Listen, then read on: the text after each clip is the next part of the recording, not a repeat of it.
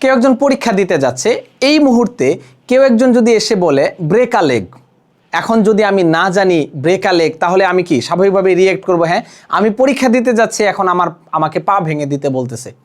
তো actually break a leg that not means কারো পা ভেঙে দেওয়া, বা আমার পা ভেঙে দেওয়ার কথাও কেউ বলে নাই। এটা খুবই ইন্টারেস্টিং একটা ফ্রেজ বা ইডিয়ম, সেটা হচ্ছে উইশিং সামওয়ান গুড লাক, কাউকে শুভকামনা জানানো। এই গল্পটা কোথায় এসেছে? আমরা দেখতে পাচ্ছি হাসি খুশি অবস্থায় সে বলতেছে thumbs up, that means best of luck, wish someone good luck. Actually break অর্থ হচ্ছে ভাঁজ করা।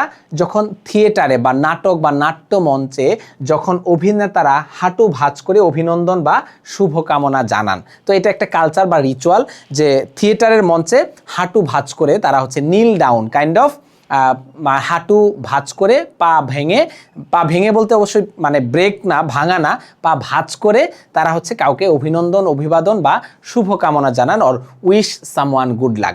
দ্যাট মিনস খুবই ইন্টারেস্টিং। বন্ধুকে খুবই চিন্তা ভাবনা করে বলো যে ব্রেক আ লেগ, যখন পরীক্ষা দিতে যাচ্ছে তাকে, সে যদি এটা না জানে তাকে অবশ্যই ইনফর্ম করে বলো break a leg, that means wish someone good luck. খুবই ইন্টারেস্টিং এবং খুবই ইম্পর্টেন্ট ব্যতিক্রম একটা ইডিয়ম হচ্ছে break a leg, that means wish someone good luck. তাহলে আমরা আজকে একটা ইডিয়ম জানলাম, সেটা হচ্ছে ব্রেক আ লেগ, এটার অর্থ হচ্ছে উইশ সামওয়ান গুড লাক। আজকের ইডিয়ম অফ দ্য ডে হচ্ছে break a leg, wish someone good luck. Thank you everyone, আল্লাহ হাফেজ, আসসালামু আলাইকুম ওয়া রাহমাতুল্লাহি ওয়া বারাকাতুহু।